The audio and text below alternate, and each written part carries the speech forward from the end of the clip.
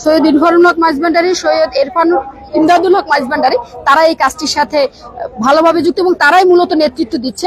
আনকা শরীফ আছে, তাদের যে মাঝভান্ডার শরীফ আছে। আসসালামু আলাইকুম, আমরা আছি মাঝভান্ডার প্রকাশনীতে।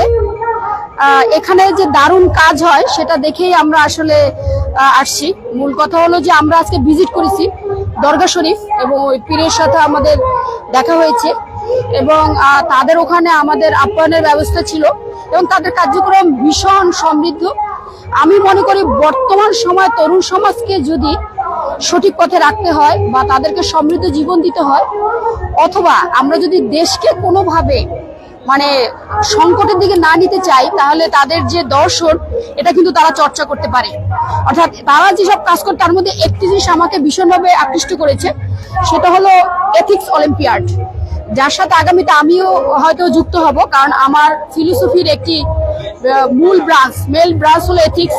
তাই সেই জায়গা থেকে মূলত মাঝভান্ডারী ফাউন্ডেশন এবং দারুল ইরফান রিসার্চ ইনস্টিটিউট মিলে এই কাজটি করে। তা আমরা তাদেরকে সাধুবাদ জানাই।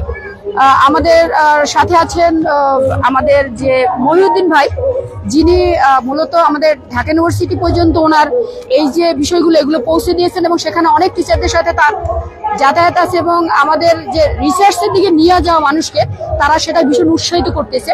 সেই রিসার্চটা কিন্তু কোনো বস্তুগত দিক নয়, বরঞ্চ মানুষের যে ভাবগত দিক, আধ্যাত্মিক দিক, সেই বিষয়টাকে কিভাবে আসলে সুন্দর করে মানুষের ভিতর থেকে বের করে আনা যায় এবং একটি সমৃদ্ধ মানুষে পরিণত করা যায়, সেই কাজটি আসলে তারা করছে।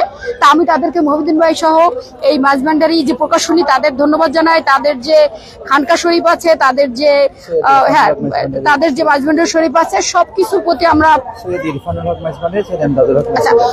ইরফানুল হক মাঝভান্ডারী, সৈয়দ ইমদাদুল হক মাঝভান্ডারী, তারা এই কাজটির সাথে ভালোভাবে যুক্ত এবং তারাই মূলত নেতৃত্ব দিচ্ছে।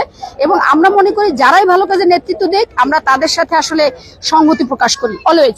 সে যেই হোক, সে একজন বৌদ্ধ হতে পারে, খ্রিস্টান হতে পারে, ইহুদি হতে পারে, তবে তার কাজটি ভালো হতে হবে। কোনোভাবেই সংঘর্ষ বা উগ্রতা বা যুদ্ধ এই জিনিসগুলোর সাথে আমরা কখনোই নেই এবং যুদ্ধনীতি থেকে যেন পৃথিবীর সবাই সরে আসছে, এই যে জায়গাটিতে আমরা গুরুত্ব দিতে চাই। কারণ যুদ্ধ মানুষকে সবসময় ক্ষতি করে, কোনো শান্তি বয়ে আনতে পারে না। আর এথিক্সের কথা যেটা বলবো সেটি হলো যে কোনো মানুষকে যদি কোনোভাবে আপনি রাইট ওয়েতে রাখতে চান, অর্থাৎ একটি কথা আছে যে আপনি যদি কাউকে রাইট নলেজ দিতে পারেন, তার দ্বারা কোনো অপরাধবোধ সংগঠিত হবে না। কাজে আমরা কিভাবে রাইট নলেজ দিতে পারি তার জন্য একটি পথ আছে, সেটি হলো এথিক্সের শিক্ষায় তাদেরকে শিক্ষিত করা এবং ধর্মীয় অনুভূতি তাদের মধ্যে বৃদ্ধি করা।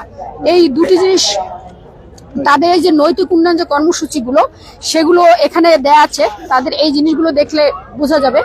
সেখানে হলো নৈতিকতার তত্ত্বগত ধারণা, মূল্যবোধ থেকে শুরু করে নৈতিকতার সাথে যে বিষয়গুলো জড়িত সবগুলি আলোচিত হয়।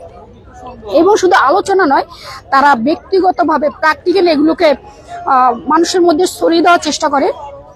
এবং বর্তমান যুগে যে প্রযুক্তি, সেখানে কৃত্রিম ধারণা সেই কৃত্রিম ধারণার যে নৈতিক দিক সেটিও কিন্তু এখানে আছে। সো আমরা বলবো যে আমরা যাতে তরুণদেরকে সমৃদ্ধ করতে পারি, সেই চেষ্টা আমাদের থাকবে এবং সেটা কিন্তু ধর্মীয় নৈতিক উভয় দিক থেকে। Thank you so much.